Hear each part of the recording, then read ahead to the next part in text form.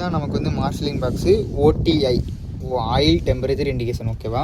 இந்த ஓடிஐ வந்து எங்கேருந்து வருதுன்னு கேட்டிங்கன்னா, நமக்கு இந்த பவர் டிரான்ஸ்ஃபார்மர் இருக்குது. அந்த பவர் டிரான்ஸ்ஃபார்மர் வந்து 220 kV 220,000 வோல்ட் அப்ளை பண்ணக்கூடிய ஒரு டிரான்ஸ்ஃபார்மர். இந்த டிரான்ஸ்ஃபார்மரில் ஆயில் ஃபுல்லாக இருக்குது. இது வந்து ஆயில் கோல்டு டைப் டிரான்ஸ்ஃபார்மரு. அந்த ஆயிலை வந்து அந்த மெர்க்குரி சுவிட்ச் மாதிரி ஒன்று இருக்கணும்னா அந்த பல்ப் வந்து இந்த கேபிள் இருக்குது. இதுதான் கப்ளரி கேபிளுமோ.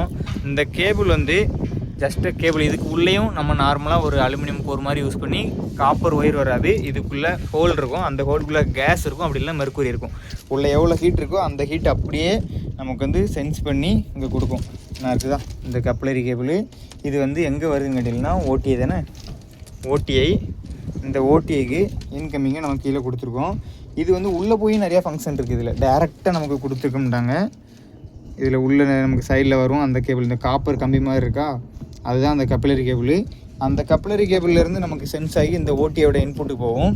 அதுக்கப்புறம் நமக்கு நார்மலாக அந்த வோல்டேஜ் வந்து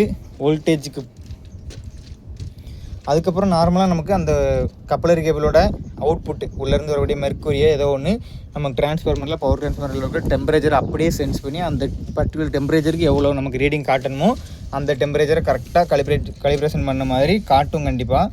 அதுக்கு தான் அந்த ஓடிஐ யூஸ் பண்ணுறோம். இதில் 2 கணக்கு எடுத்துருக்காங்க. ஒன்று அலாரம், ஒன்று ட்ரிப்பு. ஒரு சர்டன் லிமிட்டுக்கு மேலே 90 டிகிரிக்கு மேலே போச்சுன்னா அலாரமு, 95 100க்கு போச்சுன்னா ட்ரிப்பு. இதுதான் கான்செப்ட் வச்சுருக்காங்க. இப்போ இந்த கேபிளில் இன்னும் ஒரே ஒரு கான்செப்ட் மட்டும் சொல்கிறேன். இந்த கேபிளில் உள்ளேருந்து நமக்கு மெர்க்குரி இல்லைனா கேஸ் ஒரு ஃபார்ம் வச்சுருப்பாங்க. இப்போ அதை நம்ம இதை 90 டிகிரிக்கு வளைச்சோம்னா, வளைக்கக்கூடாது. நம்ம 90 டிகிரி வளைச்சோம்னா அந்த கேஸு அப்புறம் அந்த மெர்க்குரி வந்து கரெக்டான ஒரு ஃபங்க்ஷனில் ஒர்க் ஆகாது. அதனால் இதை 90 டிகிரிக்கு மேலே வளைக்கக்கூடாது. வளைக்கலாம், ஆனால் 90 டிகிரி வளைக்கக்கூடாது. ஓகேவா? அதுதான் அதோட கான்செப்ட்டு.